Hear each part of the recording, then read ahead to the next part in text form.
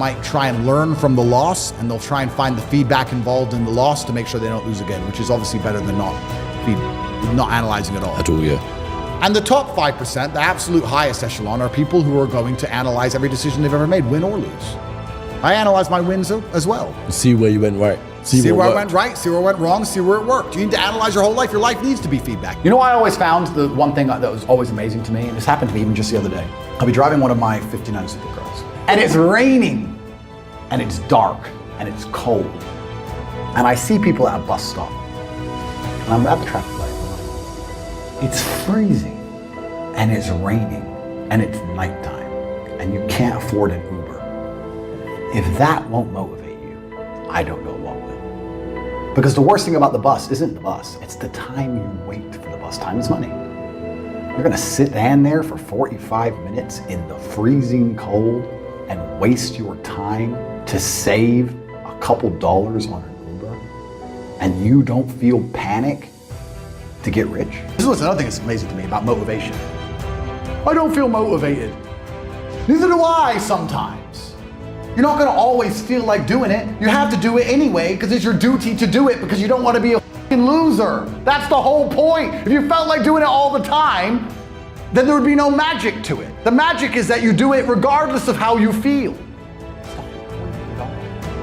What do you mean you need motivation? You don't need motivation. You have a duty to not be a loser anymore because the hole in the sky is closing. I think most normal people understand. If you were to ask them how's the economy, they'd say, well, it's impossible. I can't pay for my bills. I can't pay to eat. I can't afford a house. I can barely afford my mortgage. I'm never gonna get rich this way. They understand all of this, but they're not panicking.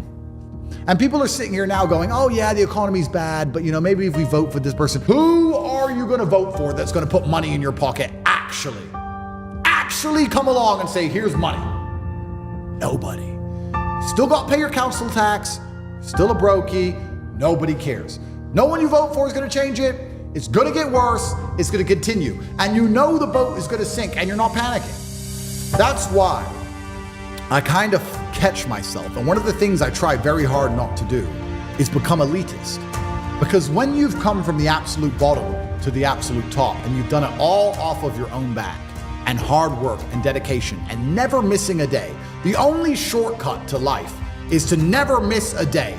One, because of compounding interest, and two, because sometimes you get lucky. And you'll never miss a lucky day if you try every day. If you don't try every day, you might miss your lucky day. And that's what people don't understand. If you never miss a day and you never don't try and you're always on time, was I late today? No, on time, and you try and improve every aspect of your life, and you're a professional, and you try and make sure that you analyze your decisions, you give yourself feedback, you don't make mistakes, you're not lazy. If you try and you make it to the top, you end up elitist, because you look at the people down below and you're like, well, why didn't you try? I did. I think men are happy when they feel better. I think we're naturally competitive. That's why we've always done what we've done. Why did Genghis Khan need Vienna? Bro, that's Austria. Look at a map. Why did he need Vienna? It took him probably 3 months to even hear they were at Vienna.